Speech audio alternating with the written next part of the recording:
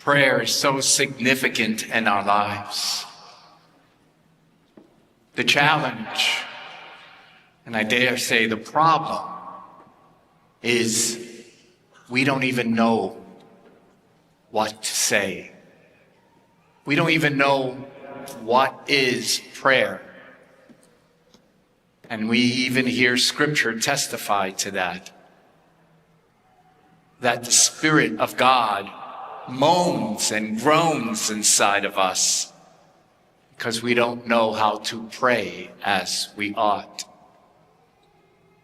It's unfortunate that we consider prayer as a task, a function, something on a to-do list, something that I can do later.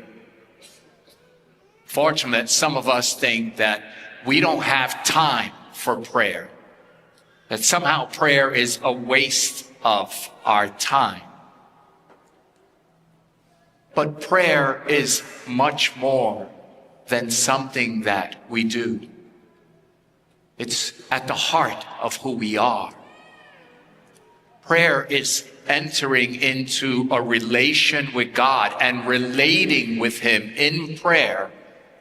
Not only our thoughts, our feelings, our speech, our desires, not only our frustrations, our aches, our sufferings, but we forget that prayer is a form of gratitude and thanksgiving. It's a way that we can enter into God's presence and simply just want to say thank you for all that you do, for all that you've ever done. Thank you for being the answer to my prayer. And prayer requires for us to understand that there is a great formula to prayer. Yes, we're praying throughout the day so that throughout our day we can remain in God's presence and continue to relate our situations, our family, our relationships to Him. But prayer requires what we hear today. We have to seek God in solitude. We've got to put ourselves in kind of a retreat-like atmosphere. We have to place ourselves in a quiet disposition, in a place where we can be found and God can be found as well. Jesus would always go away from the noise, away from the crowds, even away from His own administration. He would go away in silence to commune with the Father, to intimately relate to the Father so that the Father can continue to relate to His Son. It's how Jesus always said, "The Father and I are one. I remain in Him and He remains in me." It's something active. It's always happening. It's not something that He did or that He does. It's who He is. The prayer is the relationship. It's constantly relating. But it needs dedicated time, quiet time, silent time, so that we can hear God's voice and He can respond to our aches and to our needs and to our gratitudes and to our celebrations and thanksgiving. We need silence in order for us to hear what God has to say. And remember, what God says is efficacious. It causes change. It causes healing. It causes reconciliation. It causes new life. It renews, it strengthens, it inspires, it encourages. For even Peter would say, "Lord, to whom shall we go? You have the words of everlasting life." Your prayer is life. It gives life. It's life-saving, life-changing. The prayer is sacramental. But we have to learn how to pray. Not only want to pray, but we have to learn how to do it accurately and right.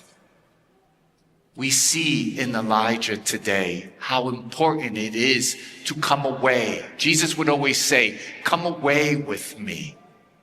He would teach to his disciples to get away from the crowds, from the family, from the friends, and simply be in a place where God can be heard.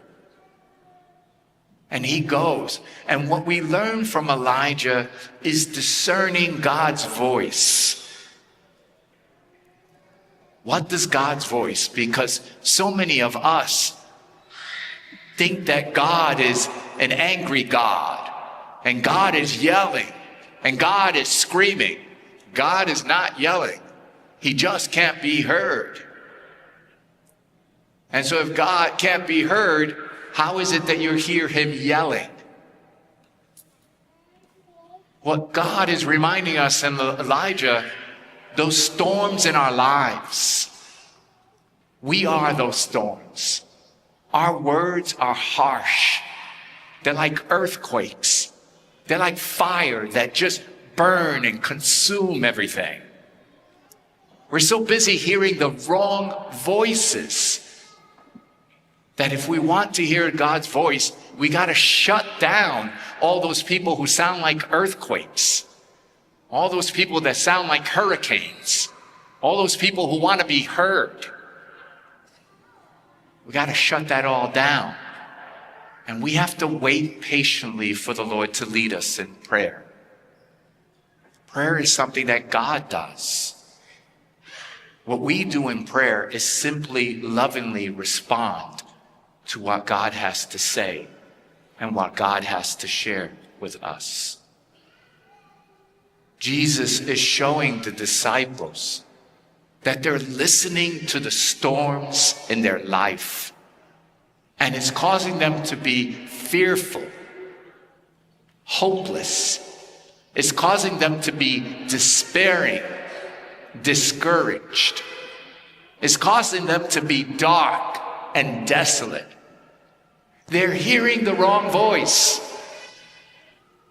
And that's the voice that they're following in the storm. So much so that they're hearing their own distress.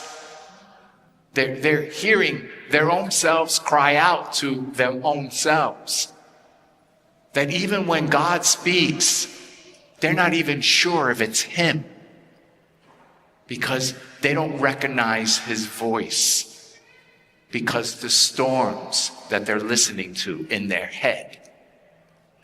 We create those storms in our heads. We're always brainstorming. We're always thinking. We're always problem solving. We're trying to do it on our own. We need to come up with a resolution. Nobody else can do this. I'm the only one. This storm gets louder and louder and louder and louder as you listen to yourself and never pray to God. You never relate your thoughts to God. They just, in a whirlwind, continue to storm up inside of you until you erupt and you start screaming and you're angry and you're yelling and you're cursing. And God is not in that storm. He is not to be found in that storm. God is in the gentle. He's in the quiet. He's in the serene, the placid, the peaceful. He's in the quiet. And we're encouraged as we hear the disciples. Jesus is trying to help them to hear their voice and then ultimately to hear his voice. He's telling them, stop being afraid. Stop yelling. Stop crying out. Stop trying to do this to yourself. And stop trying to do this by yourself. It is I. Take courage, he says. Be still. Be still. Be quiet, he says, and know that I am God. God is here, and he needs silence in order to be heard.